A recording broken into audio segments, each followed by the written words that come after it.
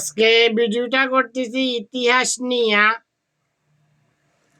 ওই তৎকালীনে শেখ হাসিনা রাজাকারের লোকেরা হামুলি গেলারা কইতো যখন সর্বদিকে হারাই দিয়েছি শেখ মুজিব রাজাকার যে স্বাধীনতার ঘোষক না, সর্বদিকে হারাই দিলাম এদেরকে শেখ হাসিনা রাজাকার রে। পরে কইছি কি শেখ হাসিনা রাজাকার নাকি গ্রামের মাতাব্বররা বড় আছিল।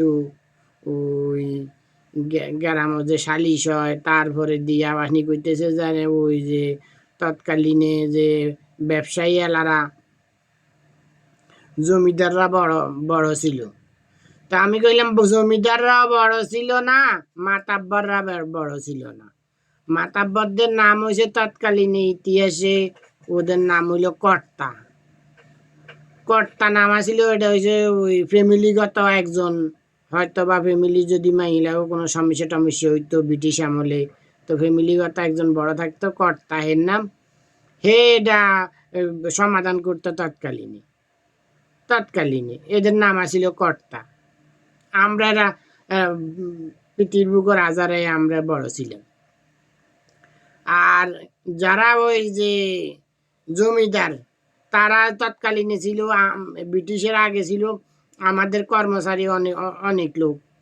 ও যারা ছিল জমিদার হইতো আমাদের কর্মচারী, আমরা ব্যবসা শিখানোর পরে এরা আমাদের কর্মচারী হইয়া থাকতো, ব্যবসা করতো।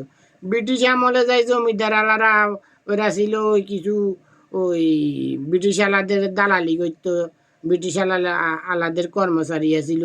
কর্মচারী হইয়া এদের নাম বেচা এরা এদের লেগে খাজনা উঠাইতো ওদের কাছে, মেয়েদেরকে নিয়ে ওদের কাছে দিত ওরা আনন্দ করার জন্য। তো এরা কোনো ওই রাজাও ছিল না, বড়ও ছিল না, কর্তারাও কোনো রাজা ছিল না, বড় ছিল না।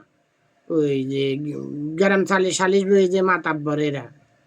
তো এদের কারণ হইলো শেখ হাসিনা রাজাকার যখন কইলো যে শেখ হাসিনা রাজাকার মাতাব্বর, শেখ হাসিনা রাজাকার বড়, তা আমি কইলাম যে মাতাব্বররা বড় না, এটা হইলো কর্তা।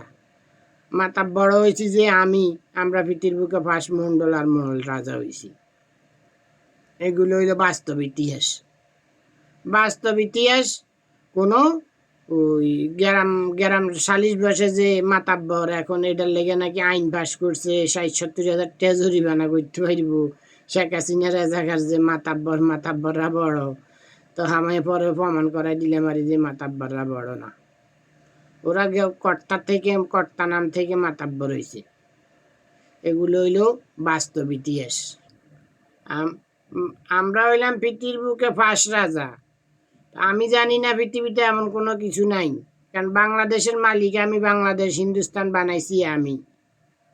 এগুলার ওই যে ইতিহাসে যে ওই যে এখন যে সাংবাদিক কয় ওরা ছিল হন্ডিত নাম, হন্ডিত ছিল পৃথিবীর বুকে ফার্স্টে সাংবাদিক, যে আমাদের মুখের কথা প্রচার করতো বিভিন্ন জায়গায় যাইয়া আমাদের লোকেদের কাছে, বিভিন্ন লোকেদের কাছে, সাধারণ জনগণের কাছে প্রচার করতো ওই